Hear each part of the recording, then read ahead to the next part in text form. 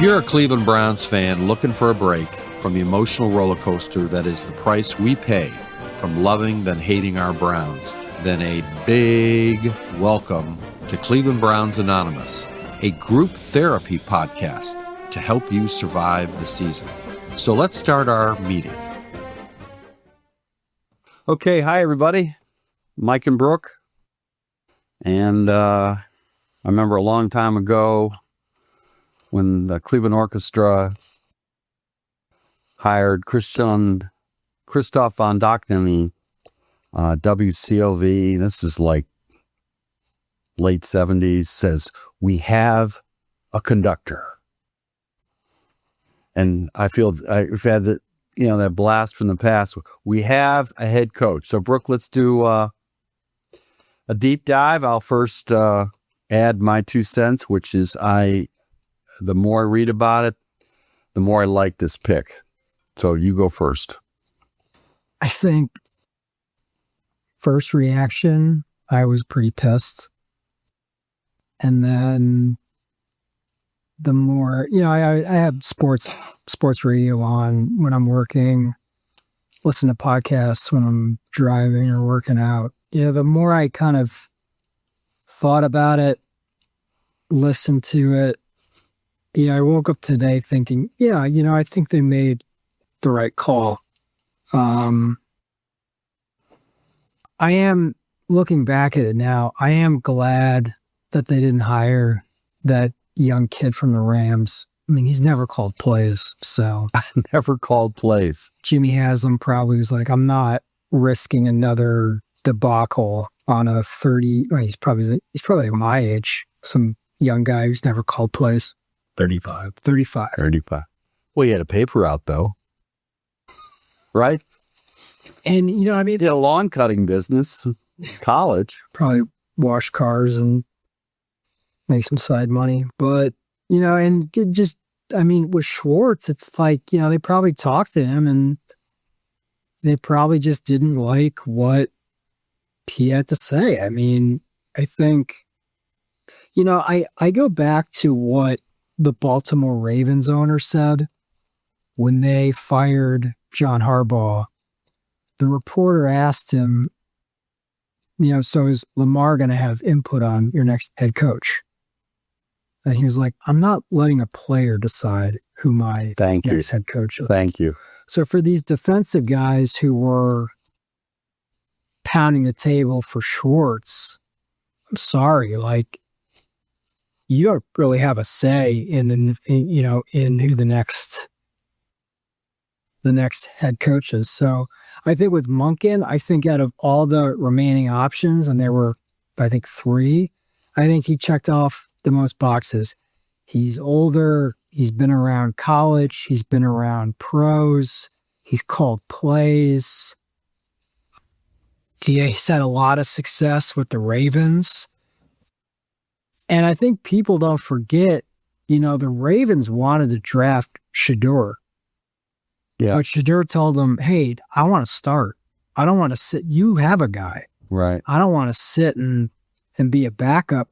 I read the tea leaves as I'm sure Monken, when he was evaluating the quarterbacks when he was with Baltimore, he probably looked at Shedeur and said, yeah, I can work with this kid. And, the interesting thing is Shedeur is a hell of a better passer than Lamar was when he came out of college, and Monken got it out of him. I had pretty much the same reaction when I heard about Todd Monken, kind of disappointed about Jim Schwartz, but then I started reading all the different comments coming in. And Ross Tucker, his podcast, we'll give you a link. Mark will put a few of his quotes on, but I'll tell you, Ross Tucker, he nailed it. He said that Todd Monken was not getting the credit he deserved, and Harbaugh was hoping and praying that Todd Monken would be his OC with the Giants. In fact, he knows that for a fact because Harbaugh's been head coach for the Giants, for just under a week? And they haven't interviewed any offensive coordinators. Yeah. What does that tell you? Well, they thought that that it was like a slam dunk that Monken would go with him. Yeah. And I think, Monken, if you just said, what is different with Monken versus Kevin Stefanski? They're both supposedly offensive wizards, right? We have some doubt. I have major doubts about that. I now have Kevin Stefanski lumped with Hugh Jackson in terms of quarterback whisperer. I don't think so. But, if I could push back, Stefanski was never he was never thought of as this offensive guru. He was thought of as a very organized, professional assistant who rose the ranks with the Vikings. But he wasn't on the same lines as a Ben Johnson, a Hugh Jackson, where he was a quarterback, like a guru. Okay, well, let me push back on your pushback, because Stefanski made his name when he coaxed great quarterback play out of Case Keenum. Keenum took over from Kirk Cousins, Vikings guy. Cousins was hurt. Case Keenum took the Vikings to the playoffs. And then they got creamed in the playoffs. That sounds familiar. Like the Texans got, hammered the Browns in the playoffs. But Case Keenum was running that classic Stefanski, bootleg, throw to the tight end offense. It was what you saw Baker starting to do, and then you saw it just ad nauseum, the play calling. He had the straitjacket on Joe Flacco, which is another difference that came out with Todd Monken versus Stefanski in his Monken's presser yesterday. Monken said, "I'm all about winning, period. I don't care who's got the ball, my grandmother, whatever. We're all about winning. We're all about figuring out what is the best group of players this game coming up that gives us the best chance of win." I never heard Kevin Stefanski say, this is about winning. It was always about coaching. Monken seems to be the kind of coach who is going to be open to a lot of variations and not bring his program schemes into this. When you think about Kevin Stefanski, it's run the ball, although he seemed to have been passing a lot more lately with his rookie quarterbacks. A lot of dink and dunk, a lot of tight end play. Tight ends thrive in that offense. People are complaining, well, we don't have any wide receivers. Well, again, I beg to differ. Is it really the wide receivers, or is it just the type of offense they run? Because I'll tell you one thing, when Flacco came in with the Superman cape in 23, I think it was 23. Is it 23? Or all of a sudden they're throwing bombs. How does that happen? I thought we didn't have any receivers. All of a sudden Njoku is reborn. Amari Cooper is throwing up 100 plus, days because Flacco just started winging it.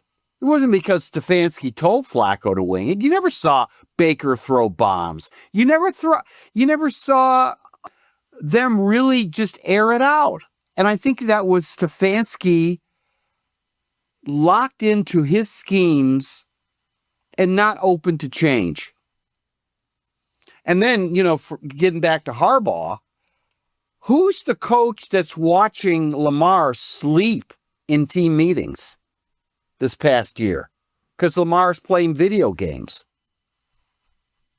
Brian Dable, Abdul Carter, late. Maybe John Harbaugh. Steve Bichetti, the Ravens guy, I've been very impressed with him. How he made his money. He seems to be a really good talent evaluator. I think he's looking at Harbaugh. I think he's looking at how Harbaugh, they never seem to win the big games. There was always some dumbass play. Lamar, late in the game, would throw a crucial interception, a turnover. Certainly no Patrick Mahomes. And then you connect the dots to Lamar sleeping in team meetings and Harbaugh doing nothing about it. I think Bichetti saw that and said, you know what? This is not our head coach. And I think Haslam, I don't know. That's one of going to be the great mysteries. Maybe it'll come out like Deep Throat, Watergate. But one of the great, I'm thinking, I understand Haslam vetoed that young whiz kid. Right? That's what I'm hearing. What'd you hear, bro? All I heard was that Barry really liked Shieldhouse and Jimmy didn't. You know what, Jimmy, if you're out there, maybe you send me a private secret note or something. If you're listening to this podcast, send me an email. He's listening to it. Jimmy, just do me a favor. It'll just be between you and me. Who was the guy who liked Deshaun Watson? Who liked Deshaun Watson? Was it Andrew Berry or was it Jimmy Haslam? And you know what? If Andrew Berry liked Shieldhouse, who really should be coaching college, who should have some who's never called plays, maybe he was the guy that pushed Watson. Maybe Jimmy, please, maybe you've learned. Maybe you said, no, we're not doing Shieldhouse. We're going with Monken. He worked with Monken. He was here. Monken was here. Monken saw, along with Jimmy, the shit show when Freddie was head coach, which now it's starting to come out. That Freddie, they'd work on a game plan. Monken would set it all up. This is the game plan. And on game day, Freddie would throw it out the window and wing it like you're playing touch football. And you know who loved Freddie? Your boy, John Dorsey. He's still my guy. He's still your guy. So Haslam's looking at Dorsey and he goes, really, you think Freddie's the guy? And he goes, yeah, if you don't keep Freddie, I leave. Fine, leave. I think Haslam, I am praying that Haslam is going to figure out where to insert himself and when to say no. I mean, you clearly saw that. Yeah. And he got Monken. Yeah. He got Monken because he's seen Freddie. He got played by Hugh Jackson. He saw Banner and Lombardi in action. He fired them. He saw Ray Farmer interfere with Mike Pettin. He saw the whole Johnny Manziel thing, which of course his fingerprints is on. Haslam. Jimmy, collectively, you're older than Andrew Berry. You didn't go to Harvard, which means you don't think you know it all. And you figured out Andrew Berry, let Andrew Berry run the draft room, right? Did a good job. Let him run the cap. But, major decisions, now I got my doubts. And now he's got an adult, it sounds like he's got an adult room in Todd Monken who has a track record of turning around things. His college career, right, Mac? What was he doing in college? With Southern Mississippi? Turned that program around. Yeah, I think they had 0 wins before he took over. And his last year, they were like in a 9-win team. Signetti.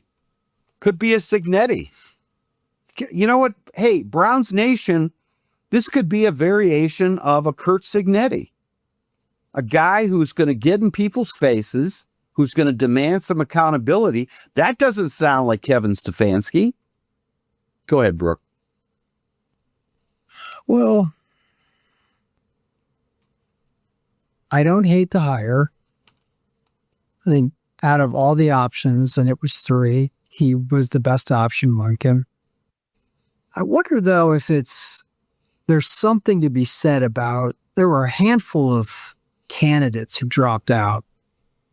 Now, I don't know how common that is. Well, they didn't like writing in their blue book. That was a essay question, right? That was a little, I took that as maybe a couple of these guys just saw the dynamic who were like, hey, this just doesn't look right. It just doesn't feel right. Well, Ross Tucker made a great point. And Mark, you can insert this. He said, and I never occurred to me. He said all these young guys, they all got agents. And this is a lot of agent hype. This is a lot of, I mean, what would an agent do to pump up what's this guy's name? Shieldhouse? Shieldhouse. And then you got Udinsky. You got all these young guns, right? These are the next coming of Pat Shurmurs. Let's be honest. If I was Grant Udinsky and you're my dad, which I am, and you've got an option right now to work for the Cleveland Browns. Let's just say I'm from San Diego. You got an option to work for the Cleveland Browns, or in a year or two, Andy Reid says, hey, I'm done. Like, let's be honest, we're not a very desirable team. And you know what? If you're an agent, you know what you're going to do? You're going to hype that price. You're going to hype the brand of your client, and you're going to say, he's not interested in the Browns. He's too good for the Browns. The Browns, really? No. Well, what does that say to the media horde out there? You're leveraging the dysfunctional Browns to boost the stock of your client. And Ross Tucker, thank you for that observation, because there is a lot of undercurrent here. I mean, really, if they can get a young client getting a 5-year deal as a head coach, what's the commission on that? Yeah. Really? That's some big time dollars. And I don't think I've really appreciated the dynamics there, because I keep saying to myself, how does this guy, Shieldhouse, who's never called plays in a real game, he's never managed anything, how does this guy become the man? And really, does Andrew Berry really, really like this guy? Or is that agent talk? Yeah, so with Shieldhouse, I'm glad that they didn't hire him. I'm not going to lie. I was pretty bummed when Udinsky's name got pulled, because a lot of former coaches were talking about him and said, this kid, he's the real deal. So, the fact that he pulled out, and who knows, maybe the Browns told him, hey, you know what, we appreciate you taking some time, but we are going to go in a different direction. Yeah. Hey, you know what? With Todd Monken, I think it's just, and we've talked about this. Stefanski seems like a nice guy, but it is going to be nice to hear a different voice, a different kind of personality up there talking post game, pre-game. I think you're going to see a guy who, he doesn't give a shit. He's been around other coaches. Thank you. He's been around different types of players. Madonnas. And, I'm saying it now, and I didn't think I would, but I don't think you're going to hear the last of Deshaun Watson. Well, I need a Monken to handle Watson. And because Udinsky's not going to be able to Watson. And in fact, you know what Monken's going to be, now that he doesn't have to watch what he says, because he, with the Ravens, he wasn't head coach.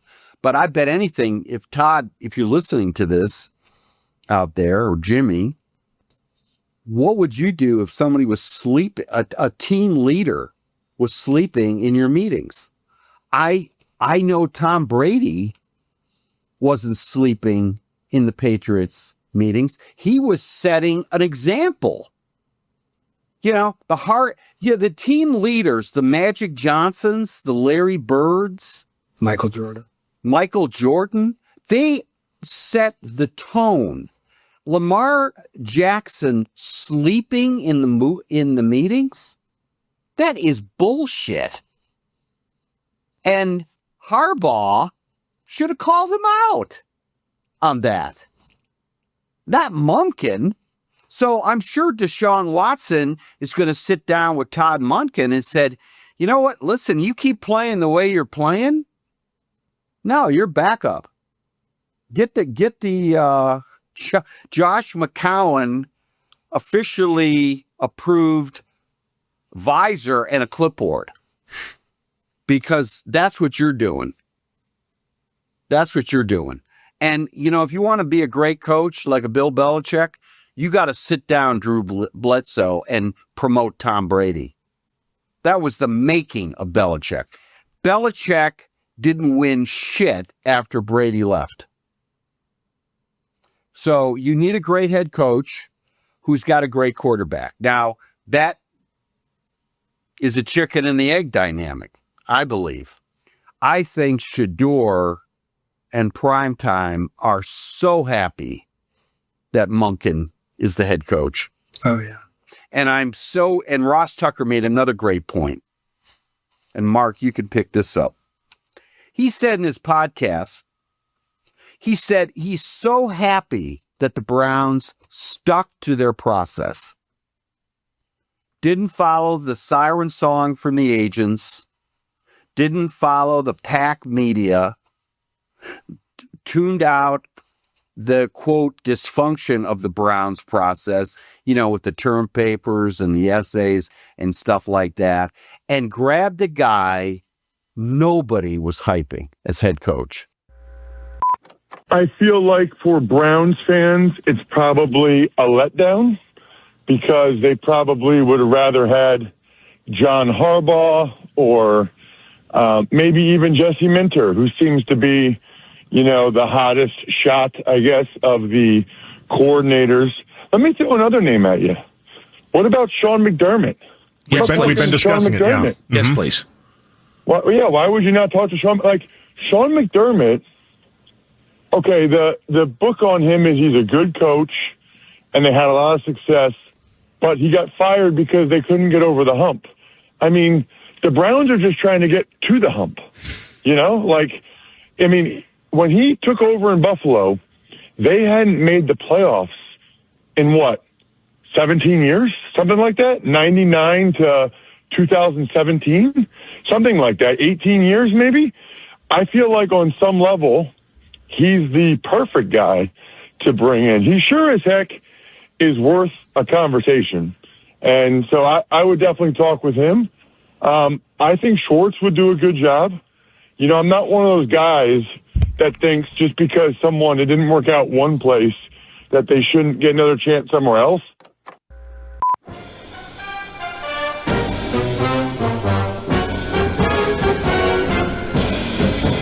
Hey, let's stop here. We got to pay some bills. 30 seconds, and we'll be back. Getting your house ready to sell, or you just need some basic repairs, and you can't get anybody to come out or even return your phone call. Then call Riley Painting and Contracting, your home mechanics, for all of your home repair needs, from electrical, plumbing, roof repairs, and getting your house ready to sell. 45 years in the business, a AAA on the Better Business Bureau, and we're on the preferred contractor list in Cleveland Heights and Shaker Heights. You can contact us by calling 216-371-8160 and leave a message. And guess what? We'll call you back.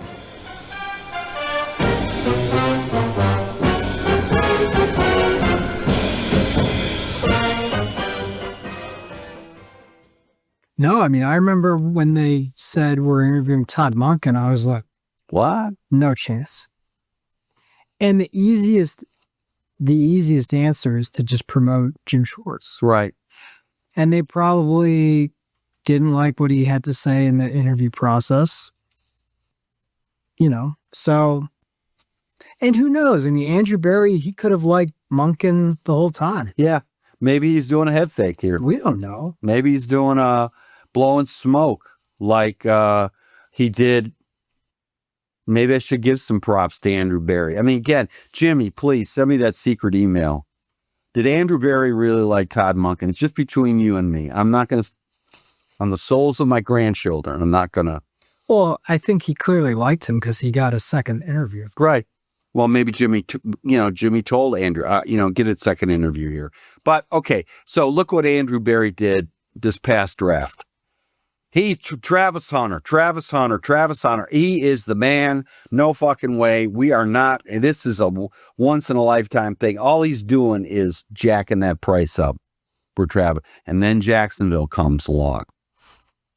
And they did what they always wanted. Maybe, they're letting Udinsky and this and that and the agents. Maybe it's one big smokescreen for Todd Monken, which they always want. Now, here's another secret question for you, Jimmy, if you're listening. What was Jim Schwartz like in these interviews? Could it have been like, okay, Jim, thanks for coming. Great seeing you. Hey, Jim, what mistake did you made when you were head coach with the Lions? Jim's like, what mistakes? I just had bad ownership. I had bad GM. Really? Is that what Jim said? I hope he didn't say that. I doubt that. I go back to what Jimmy Haslam said when they fired Stefanski. He made it very clear. He wanted a head coach who was skilled at offense. Yeah. Okay. And I think you got what you wanted. I got what I wanted. You wanted an experience, a leader. Yeah. You wanted someone who's been around the block, who's been on different teams. Bruce Arians. Yeah. And I wanted someone who was often, who was a new type, someone who's going to bring life to that. Right. To that side of the ball. Because watching Stefanski's offense was like watching paint dry. I mean, it's so boring. Yeah. So boring. And you got to ask, how is this guy a wizard? And why are we blaming the lack of talent?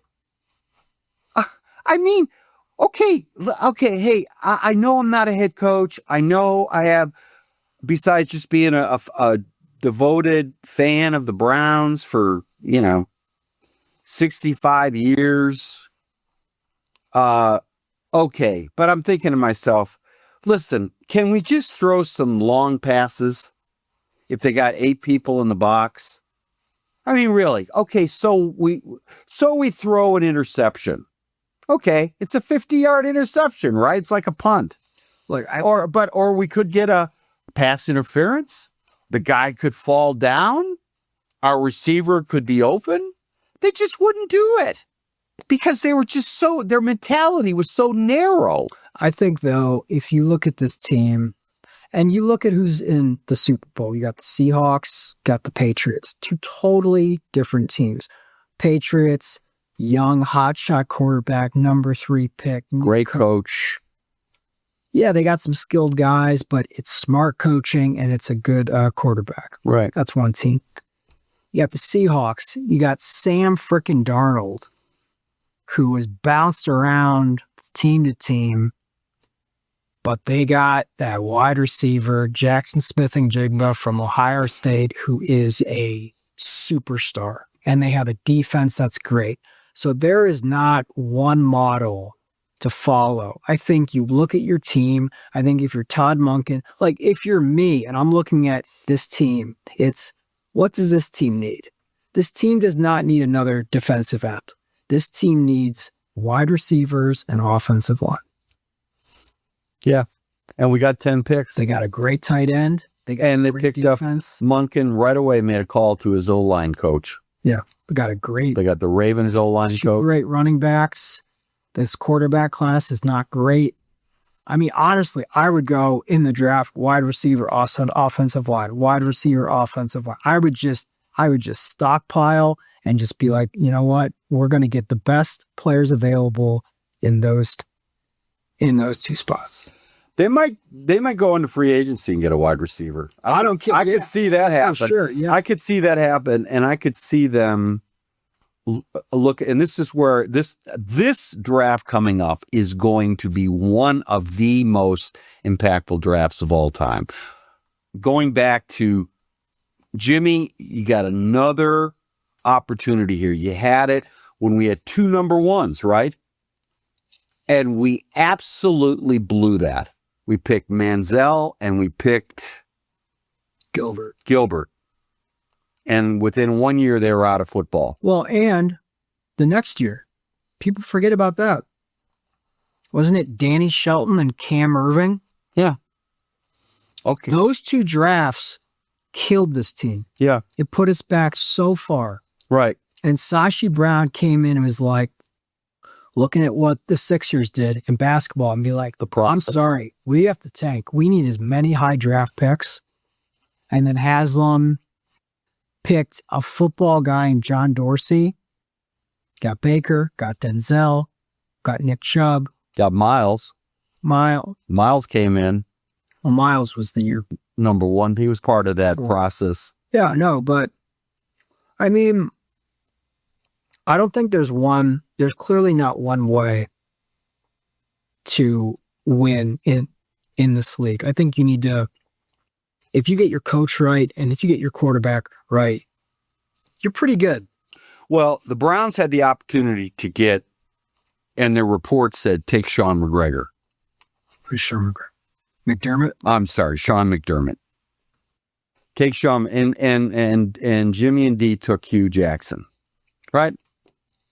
And Hugh Jackson, happy-go-lucky Hugh Jackson. Oh, the process, I'm all in. I agree. This is brilliant, Jimmy. Yeah. Sashi, you're the man. You're the guy I've always looked for in terms of a GM. And, of course, as soon as he realized he was losing, it was bad for his record, he started crying to Sashi and saying, I need to get A.J. McCarron. That should have told you everything. If we had Sean McDermott instead of Hugh Jackson and we were doing the process, within 2 years, the Browns would have been the best. They would have been just lights out. Great. We have another opportunity. We have two number ones. We know Andrew Berry can run a draft room. He did it last year. You saw him with the number ones. He just nailed it. He's got two number ones now. He's going into free agency. He knows how to manipulate the cap space. They're gonna let Njoku do. They're going to shed a lot of Conklin's gone to all these big, they're going to reduce cap. They're going to go in, and I think they're going to get a veteran wide receiver who respects Todd Monken, who works with Todd Monken, who can bring, can be a mentor to Judy, and then you're going to see Monken work on Judy, like Sean Payton worked on Russell Wilson. And I wouldn't be surprised if Browns went all in on best impactful players. I wouldn't be shocked if they drafted number one, a linebacker. I would not be shocked by that. Who said Carnell Tate? He's the wide receiver. I'm sorry. Arvell Reese. Yeah. Well, he probably. If he's on the board, they take him to match up with Schlesinger, and then they sign a wide receiver, free agent. They get a great.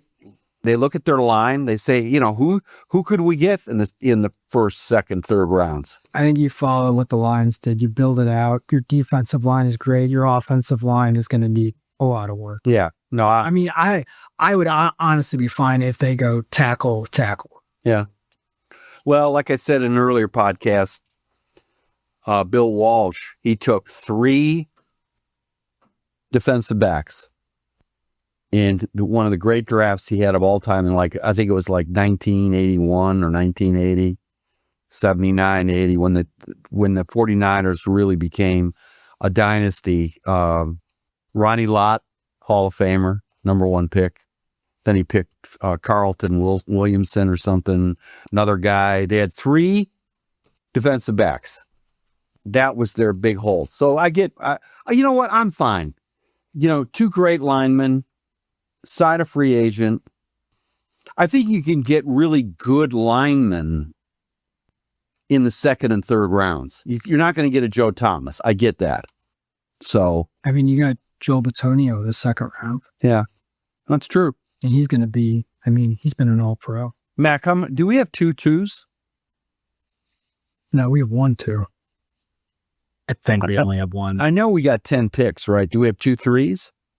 I could check. Why don't you check? But that's going to be a whole different podcast.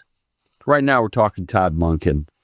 We got a veteran guy who is all about winning. It's winning. And that's what Jimmy wants. Yeah. And that's what, again, it's like. There's 10. What, how many? Number 3? You have 2 in the first, rounds 2 to 4. We have 1 pick each. We have 3 fifth-round picks. Well, I know Andrew loves those 5th-round picks. Yes, and then a 6th and a 7th. Okay, all right. I think you got to just keep going back to Jimmy Haslam's, what he said in his press conference. He's sick of losing. And Todd Monken probably came in and told him, the emphasis has to be on winning, not being tough, accountable. It's about winning. And that's a great point, Brook. I'm going to end on this note for me. The other thing that really jumped out at me at his presser yesterday, and I know I'm looking for hope. What Todd said, he talked about winning. And then when we make a mistake, we learn from it. And it wasn't like I got to coach better. That kind of CYA corporate McKinsey talk. It was, this play, I should have done this. I should have called a timeout here. I should have done. He was specific about the mistakes, which means he's got enough personal security to just dissect how he coached himself out there. And that is a mark of somebody who is actively learning and growing in the job. And when you can get a guy who's older, who is embracing change and improvement, leveraged with mistakes and experience, that is a winning combination. As opposed to somebody who thinks they know it all. Yeah, I'm excited. So, the next big domino is what's going to happen to Schwartz. Okay. Now let's just take one more minute of our podcast. Jim, Andrew Barry, they probably have already game planned this. Under contract, man. Who wants to give me a draft pick for Jim Schwartz?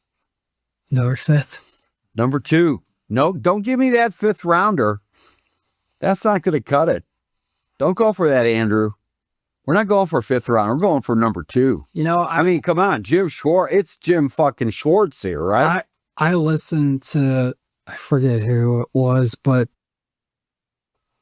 Todd Monken's been wanting to be a head coach for a long time. And so does Jimmy. Jim Schwartz. Jim Schwartz, yeah. So I believe that Todd Monken is probably said, hey, yeah, I'd love to keep Jim, but if he doesn't, I got 3 guys here who I think would be great. Todd Monken's got a Rolodex. So with Jim Schwartz, it's like, yeah, hey, great defensive coordinator at home, turned Miles into a beast, but Miles was always a beast. If Jim Schwartz leaves, I'm sorry, it's not the end of the world. I agree. It's not. I agree. But the big thing is like, okay, are you going to hire another Joe Woods, Steve Wilkes, or Todd? Are you going to be like, you know what? There's this kid in Baltimore. He's like the linebackers coach or the DB coach. This guy's money. I want to bring him in. Billy Belichick. His name was Billy Belichick. He was a special teams coach. I get it. You know what? Jim Schwartz was everybody was hungering for that kind of leadership moxie brought in the silence. But come on, really? The Browns were not the Ravens' defense of Ray Lewis. I mean, that defense... Like defense traveled. Traveled. They didn't have a meltdown like they had in Houston, that playoff game. I mean, people forget. Yeah, sure, Joe Flacco threw 2 pick sixes. I get that. But look at C.J. Stroud. C.J. Stroud against the Pats. Pretty bad. I mean... Terrible. He got chewed up. But against the Browns, he looked like a Hall of Famer. And that is supposedly our Jim Schwartz shutdown defense. Look at Carson effing Wentz in London going up and down the field. That's no Ray Lewis defense. So, yeah, Jim Schwartz, thank you for your service. But this guy is not the Messiah. And I think maybe what's going to happen is you're going to get, instead of this, Ray Lewis wannabe defense, you're going to get a defense that's just is going to be like the Pats defense, the Broncos defense. It's going to keep us in the game. It's going to be a tough defense. You're not going to, move up and down the field against us. And meanwhile, we're going to have a special teams that are going to be a lot better. And we're going to have an offense that's more functional. Yeah. And that hope will come to Cleveland. So Jim, thank you for your service. The price tag for Jim Schwartz out there is a second-round pick. Correct? Never. Just saying. Okay. Come on, let's get one of Jim's agents. Let's talk to Jerry Jones. Jerry Jones. That's a second-rounder. Get him, he's the agent. Yeah. All right, folks, we're going to end on that. And next week, we're going to examine where Jim Schwartz is going, a little more detail, and who Todd's bringing into the house, right? And then we're going to start breaking down who the Browns should go to on draft day. We now are officially in mock draft season, right? Oh yeah. Now the head coach behind. All right, everybody. All right.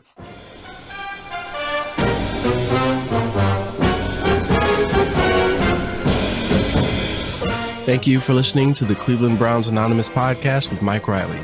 We have a lot more content on the way as we get this new podcast started. You can also check out some of our other podcasts, like the Cleveland Real Estate Investor Podcast, and other new ones that will start soon. On any platform that you find yourself listening to us on, feel free to leave us a like or comment or follow us. It always helps.